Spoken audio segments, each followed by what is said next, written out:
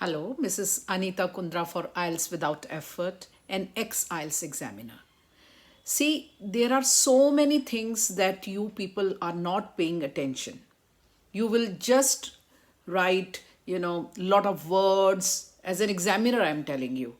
But I find that you people are not checking after what you have written. You just go with the flow and you think that you have done very well. You just like write some good words here and there and you think it is okay. See, one thing that I have in my experience as an examiner have, felt that the children, they do not give, time to the checking. They will try to do the planning, but no checking is being done by them. See, if the examiner has to check, what he will do? He will cut your marks. वो आपके नाम marks काटेंगे. ठीक है? So you need to check the essay. Keep those 5 minutes. They are very valuable. See, जो आपने कर दिया वो हो गया, है ना? So then why not check whatever you have written? Sometimes you have not written it properly. While writing, you go here and there, you get disturbed. So checking is very important. So first is the task accomplishment. Just try and see whether you have completed the task. Okay, I'm giving you the checklist. Then, have you written enough words? I've already made a reel how you should, not spend more time for the, checking of your words. You should be planned. Then for coherence and cohesion. So, did you write the thesis statement and the topic sentence? Right?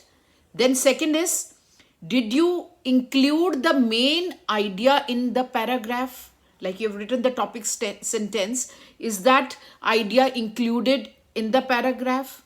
Then have you given the supporting details in the paragraph? And of course, did you write a conclusion? And did you use transitional words? You must use transitional words, okay? Then now you're coming to the lexical resource. Now, the variety of the vocabulary. What does that mean? You're not going to repeat the words. But one thing I'm telling you, in this, race of not, repeating the words, what happens is that you write any kind of synonym, whether it goes or not goes with it. And, it is better that you repeat the words rather than writing something wrong. Then the examiner feels, oh, this is memorized. He even doesn't know the synonym of this. Just it is in your mind, because I don't know, everybody teaches here like this, that you should go for the synonym.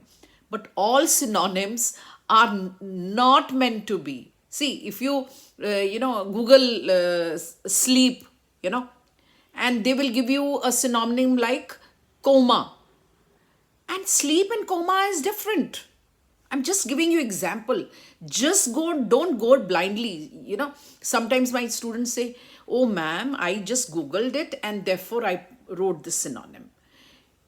There are some synonyms that will go and those will not go.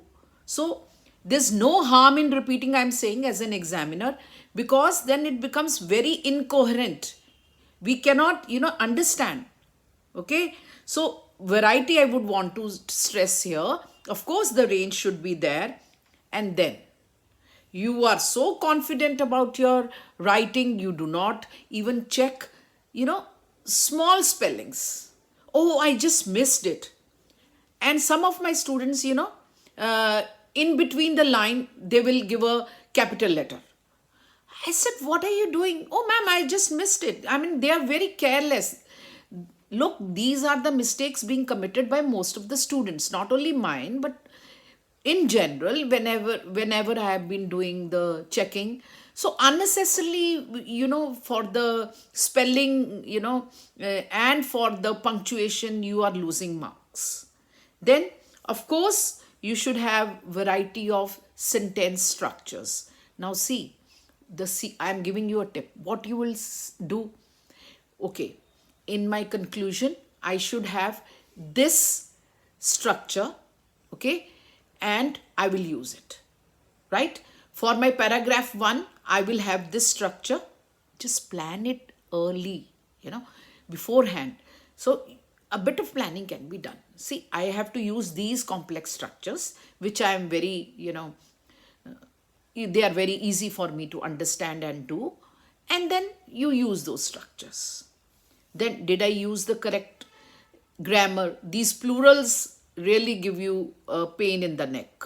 You go just overboard, and you just don't, try to mend these plurals again and again, with he and she, I don't know. You just have to understand this.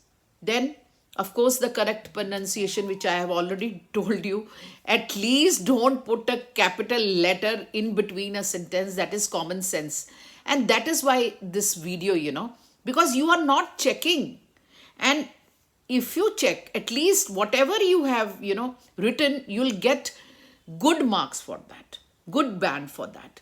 Sometimes we are careless. So, in the task, so you have to do the task accomplishment, see whether you are doing it properly or not. Sometimes you miss out a point, and sometimes later on you realize, oh, this was missed out, and then you can do it.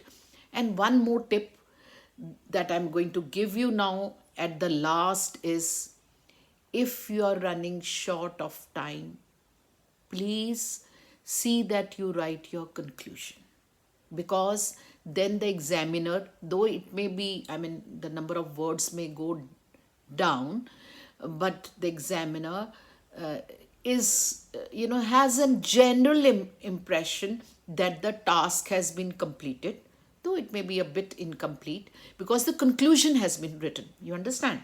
So that is a trick.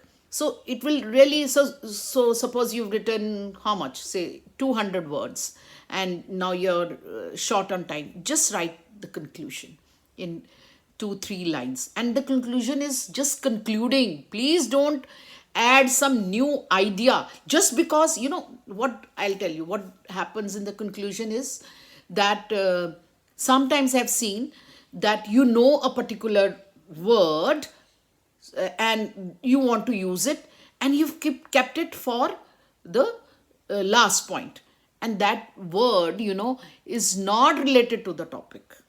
So suppose something else is being asked, you are using that word, oh ma'am, I thought it was related to this, and that is a different word.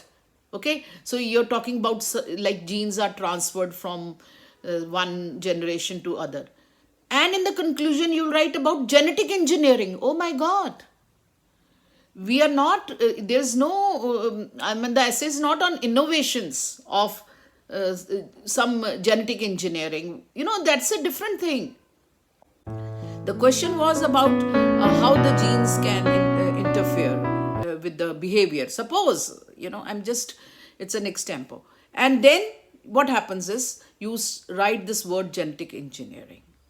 So, just try and think what you're writing. Just don't write for the writing's sake. And in this manner, you lose your bands. And then you say that I'm sorry to say, but then you say that you had used bombastic words and very good vocabulary. But then if it is out of the topic, I'm sorry, the examiner will say that it is deliberately done. And all the words that are memorized, if the examiner feels that this is memorized, those particular words are counted. They are counted and they are deducted from your total, and your word count goes down. And then again you are penalized for the bands. So be careful. That is why I'm saying don't go for these memorized sentences. We are going to pick those up and minus that from your word count. And then, of course, you are penalized, when you are, not writing enough words. So please pay attention to this. And of course, I am there to help you. My channel is IELTS Without Effort, and I'm an ex-IELTS examiner. I'm not very good at editing. I always say it, my YouTube videos, but I give online coaching from all over the world, and you are free to contact me. It's one-to-one personal coaching you that is available.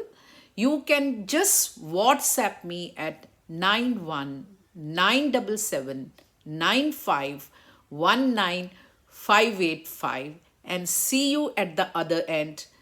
And then for now, it is bye and all the best for your preparations. Blessings and gratitude.